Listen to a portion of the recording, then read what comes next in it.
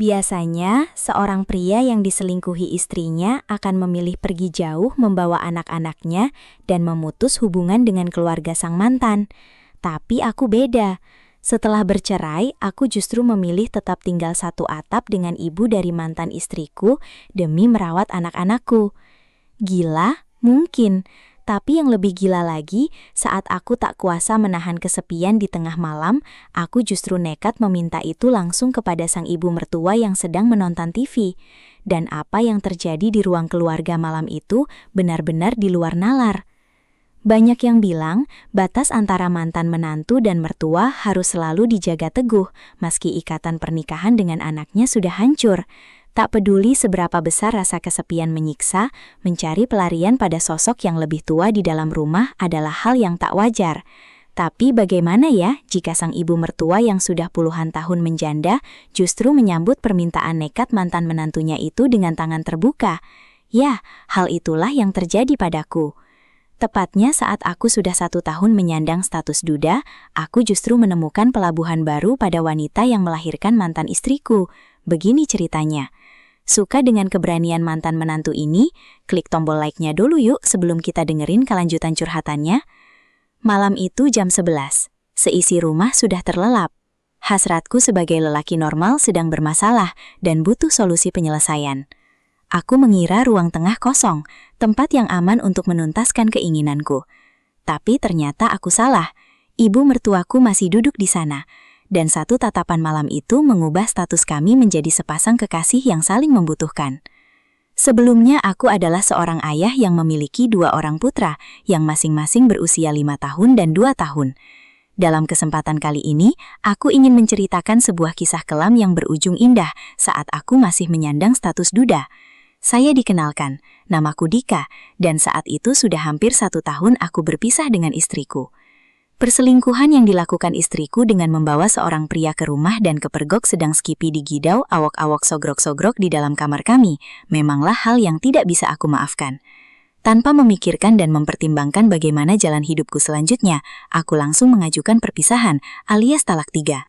Beruntung, tanpa melalui proses persidangan yang panjang, akhirnya tuntutanku dikabulkan hakim dan aku resmi menyandang status sebagai duda, dengan hak asuh anak jatuh padaku.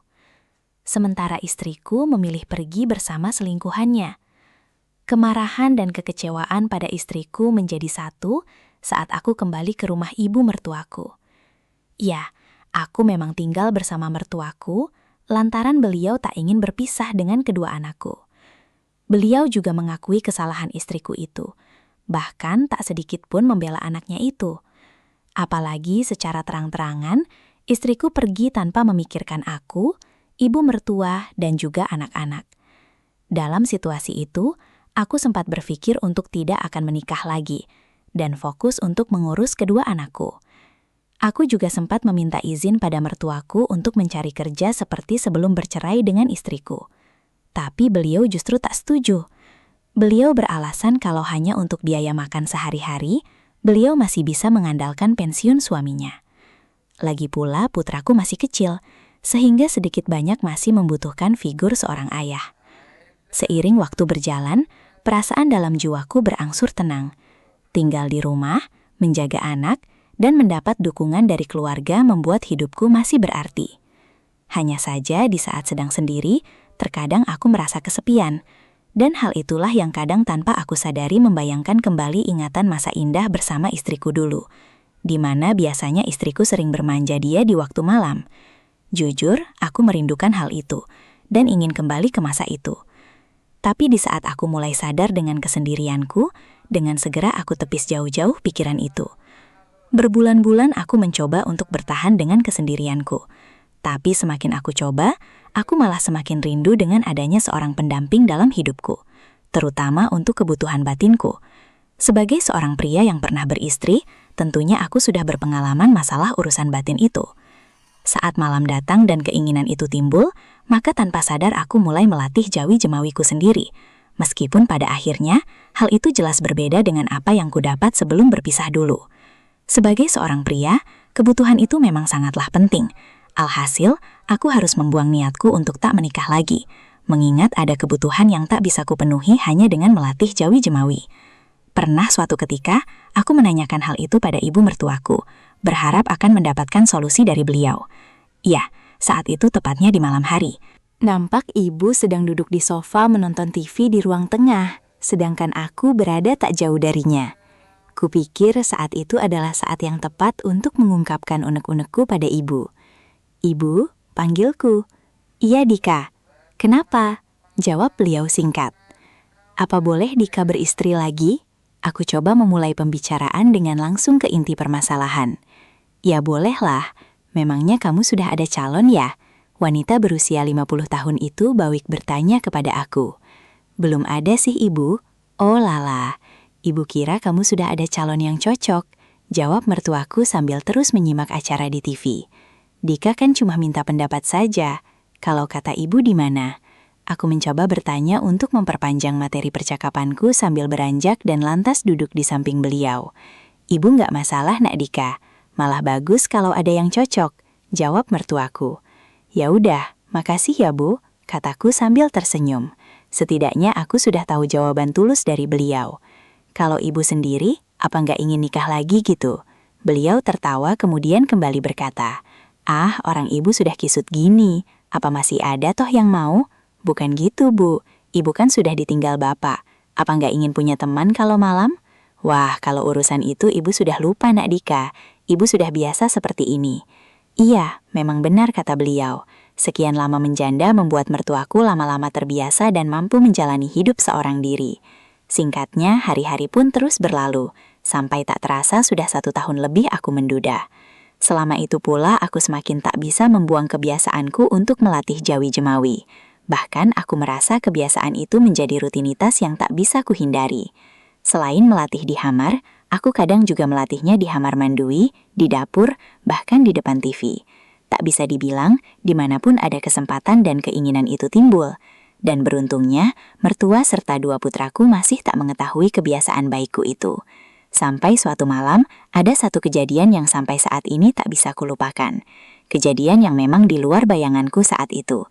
Tepatnya ketika itu, keinginanku memang sedang tinggi-tingginya, karena kebetulan jam sudah menunjukkan angka 11 malam, di mana semua penghuni sudah terlelap.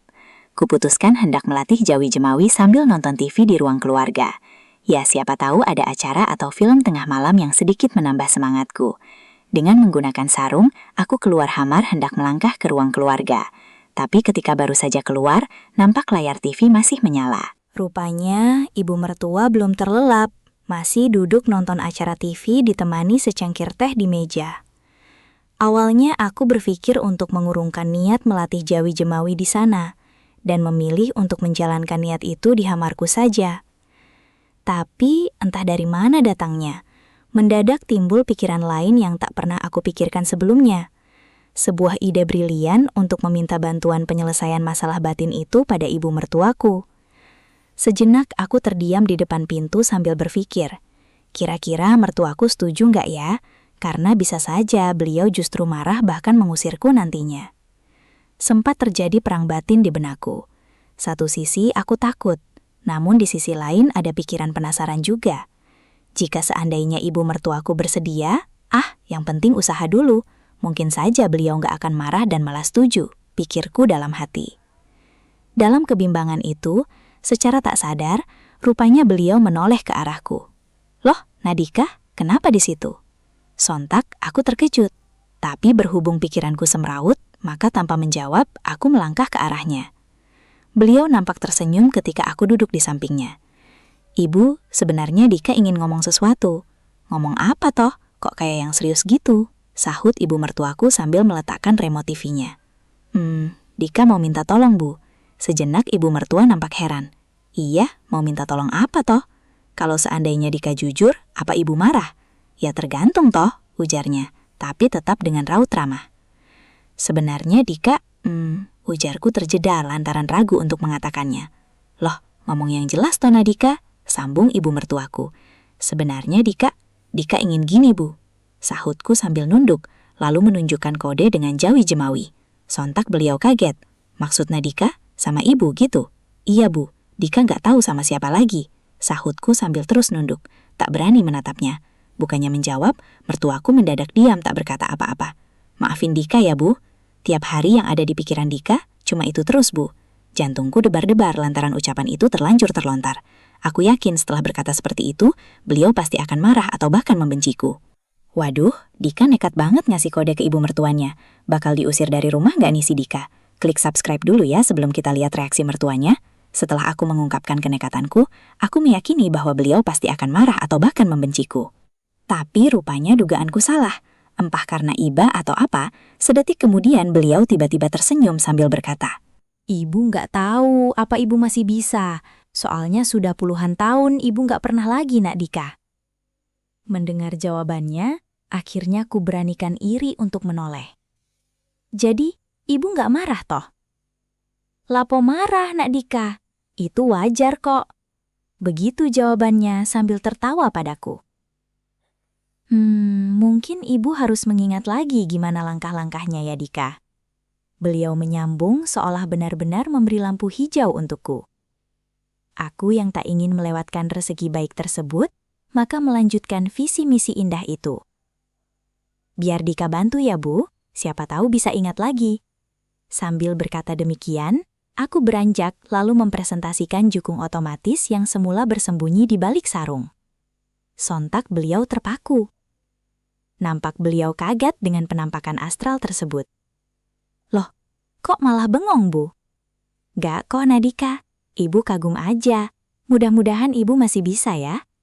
Ujarnya yang kemudian mengambil jukung otomatis itu dengan ragu. Tak kukira, rupanya setelah sekian lama sendiri, beliau masih bisa membuatku berceramah syahdu.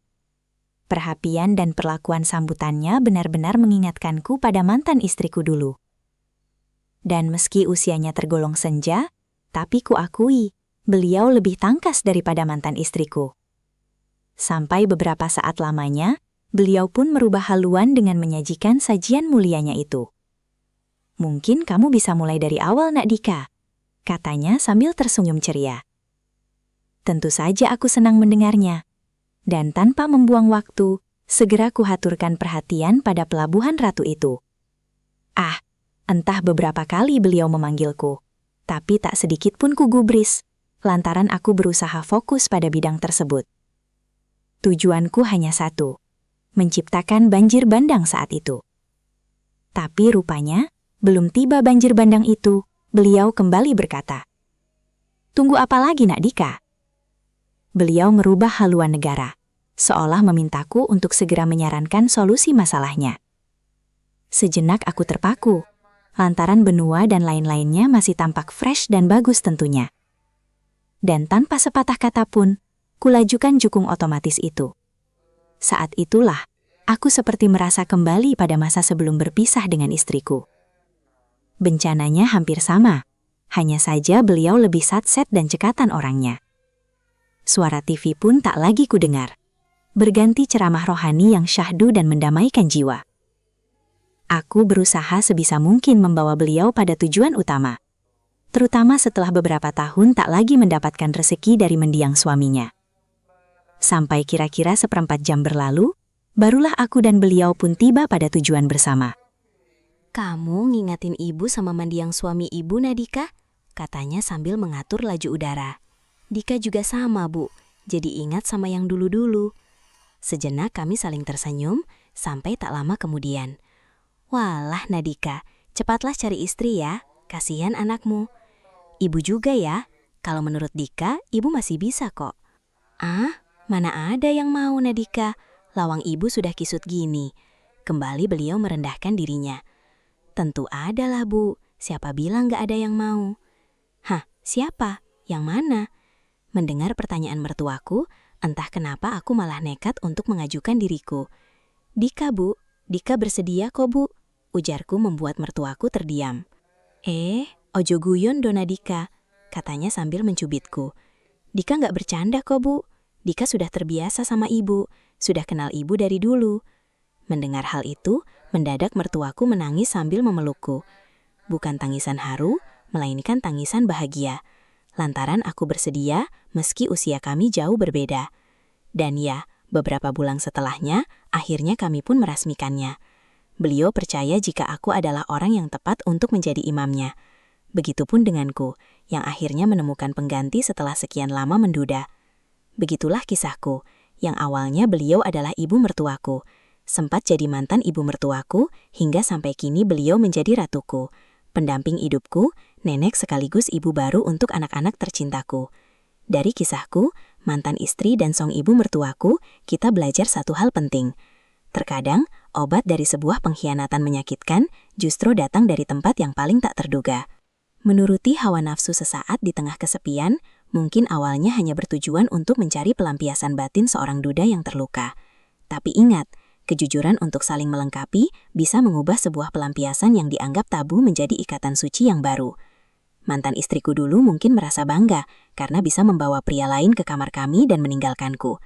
Tapi, dia tidak akan pernah menyangka bahwa posisinya sebagai nyonta di rumah dan di hatiku justru digantikan oleh ibu kandungnya sendiri, hidup sah bersamaku. Luka pengkhianatan mungkin pernah menghancurkan sebuah keluarga, tapi kebahagiaan sejati selalu punya cara sendiri untuk kembali mekar. Terima kasih sudah menemani Mimin RB bercerita sampai akhir. Di video selanjutnya, Mimin sudah nyiapin satu kisah nyata yang penuh gejolak dan jauh lebih bikin mind-blowing. Biar kamu nggak ketinggalan ceritanya besok, pastikan udah klik subscribe, nyalain loncengnya, dan share video mind-blowing ini ke teman-teman kalian biar mereka ikutan gregetan sekarang juga. Ya, selamat beristirahat dan sampai jumpa di cerita berikutnya.